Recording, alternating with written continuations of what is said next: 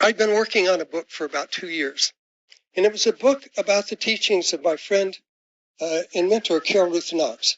And some of you have been around Unity long enough to remember Carol Ruth.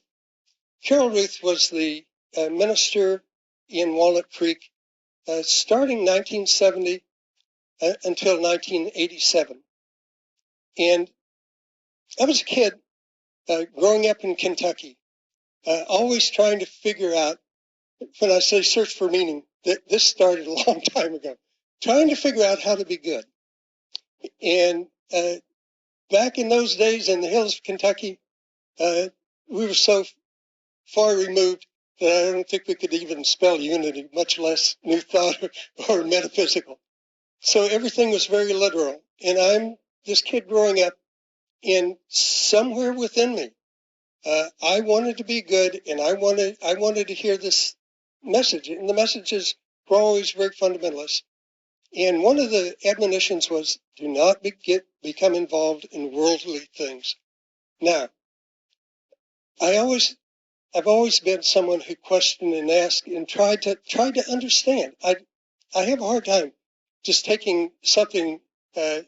You say, okay, this is what you're supposed to do, and my immediate response is why. And I think it's in the genes, because I have I have two granddaughters and a grandson right now that are exactly the same way. Don't just tell me, well, why? So worldly things was one of the ones that I always had trouble with. Well, what is that? And I can remember, here's my dilemma. I'm sitting in a movie theater, I'm probably 15 years old, with a really sweet young girlfriend that's probably 14 or 15. And we're in the theater seeing the movie Lady and the Tramp.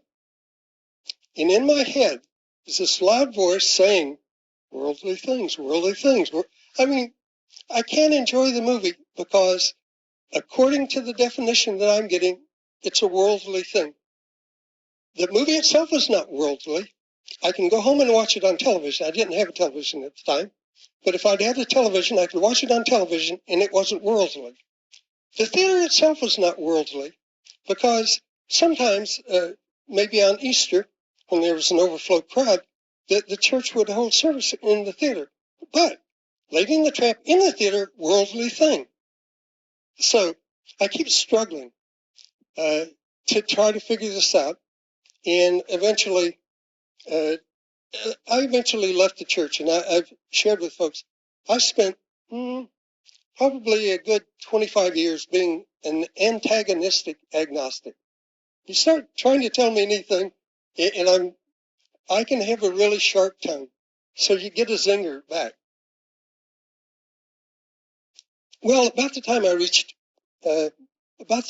40, it was really apparent to me there was something missing. So I started looking, and tried some of the traditional churches again. Did not find the answer. A friend recommended Unity. I went to a small Unity church in Modesto, and been going there for 2 or 3 years. The idea of having some control over your life appealed to me. The folks who know me too also know that I can get really stuck in my head, figuring things out. And so Charles Fillmore's writings went right there. Boy, this guy's spot on. So